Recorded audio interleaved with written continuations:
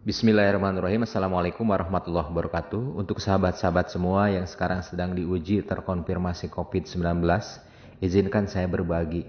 Ada 3 hal penting yang harus kita sikapi menghadapi ujian ini. Yang pertama adalah tenang. Tidak gampang stres, dan kalau stres itu nggak lama.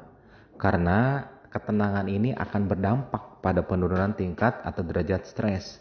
Dan ketika derajat stres menurun, maka hypothalamic pituitary axis itu akan mengalami penurunan aktivitas. Dan kita tahu kalau HPA axis ini meningkat, maka akan terjadi peningkatan hormon kortisol. Dan ketika stres berkelanjutan, hormon kortisol terus diproduksi, maka akan berdampak pada penurunan sistem imunitas seluler ataupun imunitas humoral.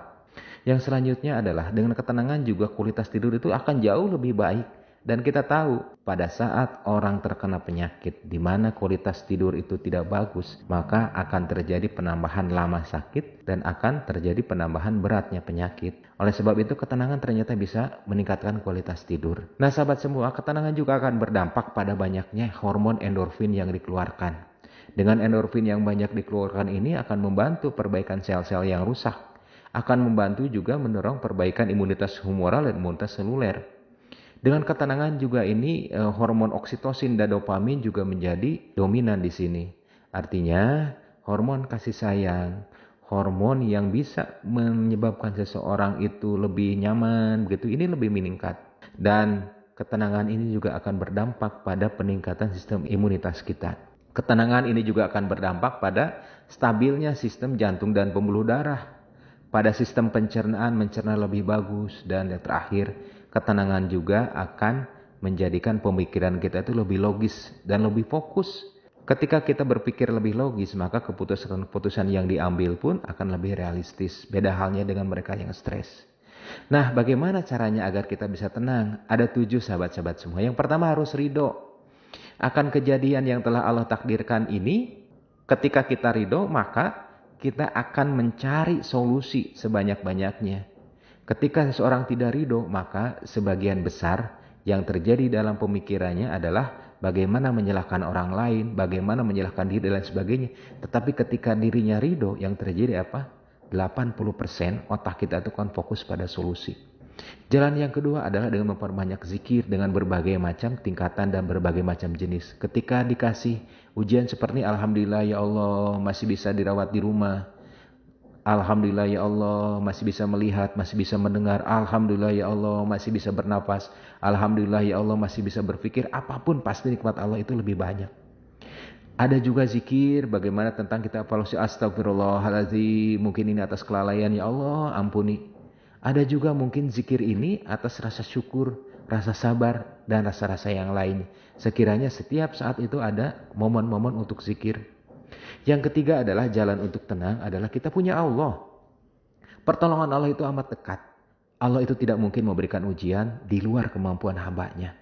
Dan ingat bahwa Allah itu akan mengabulkan permohonan, doa-doa setiap hamba yang meminta kepadanya dengan serius. Dan ketika kita berbaik sangka kepada Allah, anna inna dzanni abdi bi, sesungguhnya Allah juga akan demikian kepada kita. Kita berharap punya Allah. Kita mempunyai sesuatu yang lebih besar daripada masalah yang kita miliki. Ketika kita berharap pada Allah yang menguasai berbagai macam solusi, maka itulah sandaran terbaik bagi kita. Yang keempat adalah kita tilawah. Bagaimana tilawah itu terbukti secara ilmiah bisa meningkatkan ketenangan. Tilawah itu juga terbukti bisa meningkatkan rasa syukur, rasa nyaman di dalam diri. Jadi jadikanlah tilawah ini menemani sahabat-sahabat semua dalam isolasi mandiri dan dalam kegiatan apapun. Yang kelima adalah bagaimana kita tenang, caranya adalah dengan menjalankan protokol dari orang-orang yang telah diamanahi ilmunya oleh Allah. Protokol bagaimana isolasi mandiri, protokol bagaimana menjalankan sistem imun, protokol bagaimana agar penyakit ini cepat reda, bagaimana agar keluarga terlindungi dan sebagainya. Menjalankan protokol ini juga bisa menimbulkan ketenangan. Yang keenam adalah cermati. Bahwa kita lihat data-data kesembuhan sekarang sudah meningkat. Ternyata data-data orang yang dirawat jauh lebih sedikit daripada orang-orang yang bisa dirawat di rumah. Artinya tahapan penyakit ringan itu jauh lebih banyak. Dan yang ketujuh ternyata kemajuan terapi sekarang sudah lumayan berkembang. Jadi itu mungkin salah satu cara, yaitu dengan tenang. Nah yang kedua sahabat-sahabat semua adalah siaga. Kenapa siaga diperlukan? Karena bahaya ini belum musnah. Bahaya ini nyata ada di hadapan kita. Dampak dari siaga yang kita lakukan adalah kita bisa bersikap dengan benar. Kita tahu jalan terbaru. Kita bisa tahu jalan penyembuhan yang cepat dan tepat dalam keputusan. Dan dengan siaga kita bisa antisipatif terhadap berbagai hal yang mungkin terjadi. Dan dengan siaga juga kita tahu apa tanda-tanda bahaya yang mungkin bisa menimpa diri kita atau keluarga. Dan dengan siaga kita bisa lebih mendapat pertolongan lebih cepat, supaya kesembuhan lebih cepat. Bagaimana caranya agar kita lebih siaga? Yang pertama, cermati perkembangan ilmunya. Ikuti perkembangan instruksi-instruksi dari yang berwenang di sana. Karena mereka mengeluarkan instruksi pun atas dasar keilmuan.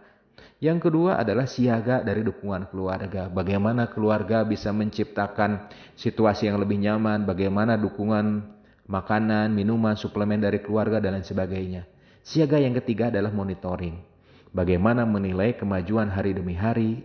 Bagaimana ada panduan yang kita bisa lakukan untuk menilai apakah kita membaik atau memburuk. Ya.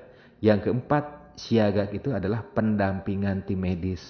Jangan sampai pendapat kita, opini kita atas baca-baca yang mungkin belum lengkap bisa mengalahkan pendapat para ahli atau para pakarnya.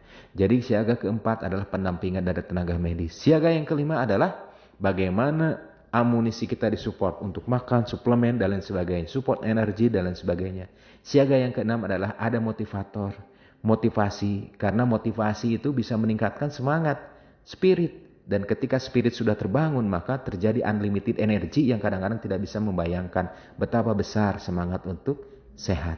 Dan yang ketujuh adalah siaga kedaruratan. Siapkan alat-alat yang sekiranya bisa dipakai andai kata terjadi sesuatu. Nah dengan siaga ini juga insya Allah bisa melakukan pertolongan lebih cepat dan sembuhan bisa lebih cepat. Hal yang ketiga adalah ikhtiar. Ikhtiar ini sahabat-sahabat semua ada dua jenis yang dua-duanya harus berjalan simultan. Yaitu ikhtiar jasadiyah. Yaitu ikhtiar terbaik bagi tubuh terbaik yang telah Allah ciptakan dengan sebaik-baiknya bentuk dan sebaik-baiknya pemeliharaan tanpa jeda. Tanpa kita tahu dan tanpa kita minta. Alangkah dahsyatnya pemeliharaan yang telah Allah titipkan kepada kita. Ikhtiar pertama secara jasadiyah bagaimana kita mengupdate berbagai macam pengetahuan, berbagai macam modalitas terapi dan obat-obatan dari ahli yang kompeten. Ikhtiar yang kedua adalah bagaimana kita menggunakan obat-obatan, suplemen, kemudian dengan aktivitas berjemur, dan yang tidak kalah pentingnya adalah perbanyak dan pererat silaturahmi. Tentunya ini juga silaturahmi melalui virtual atau melalui media sosial dan lain sebagainya. Tebar kebaikan lewat silaturahmi. Ikhtiar jasadiyah yang keenam adalah motivasi, saling menguatkan antara penderita dan keluarga, antara keluarga mungkin atau dengan tenaga medisnya dan lain sebagainya. Karena motivasi ini sangat penting sahabat-sahabat semua. Yang ketujuh, ikhtiar jasadiyah adalah bagaimana kita merefresh kejenuhan. Bagaimana kita merelaksasi. Dengan cara apa? Dengan cara-cara yang mungkin bisa kita lakukan di kamar, di tempat-tempat kita untuk isolasi dan lain sebagainya. Nah, ikhtiar berikutnya yang harus berjalan simultan adalah ikhtiar qalbiyah. Yang pertama adalah syukur. Syukur ya Allah kita masih diberi umur. Syukur ya Allah masih diberi kesempatan untuk bernapas. Syukur ya Allah masih ada dokter yang ngurus. Syukur ya Allah masih ada obat-obatan yang bisa dikonsumsi. Syukur ya Allah masih bisa menyaksikan keluarga dan sebagainya. Syukur ini pembuka pintu kesembuhan. Yang kedua, ikhtiar qalbiyah adalah sabar. Bagaimana kita memaknakan bahwa ini sebuah ujian dari Allah, sehingga dengan kesabaran justru ini menjadi pengundang kesembuhan. Wasta'inu bis-sabri was-shalah. Mintalah pertolongan kepada Allah dengan sabar dan sholat. Ikhtiar qalbiyah yang ketiga adalah istighfar. Siapa tahu musibah ini diundang atas kelalaian kita. Ya Allah ampuni. Astagfirullahaladzim. Iringi juga dengan sayyidul istighfar. Karena istighfar ini bisa menjadi salah satu pembuka jalannya doa. Kemudian solawat. Solawat kita lantunkan kepada junjungan kita Rasulullah SAW. Yang selanjutnya adalah tilawah, sahabat-sahabat semua. Bagaimana tilawah itu kita lantunkan, bagaimana kita tilawah itu diperdengarkan menjadi keseharian dari kita. Karena tilawah itu setelah terbukti bisa meningkatkan ketenangan, bisa meningkatkan sistem imun dan lain sebagainya. Dan yang terakhir, ikhtiar ketujuh dari kolbiah ini adalah tebar kebaikan. Silakan sahabat-sahabat semua berbagi tips kebaikan, berdakwah dengan kebaikan, berdakwah dengan ilmunya, berdakwah dengan kasih sayang, berdakwah dengan motivasi, tebar kebaikan. Insya Allah kebaikan akan kembali pada diri kita sendiri. Itulah tips yang saya sampaikan, yaitu dengan tegar, tenang, siaga, dan ikhtiar. Semoga bermanfaat. Assalamualaikum warahmatullahi wabarakatuh.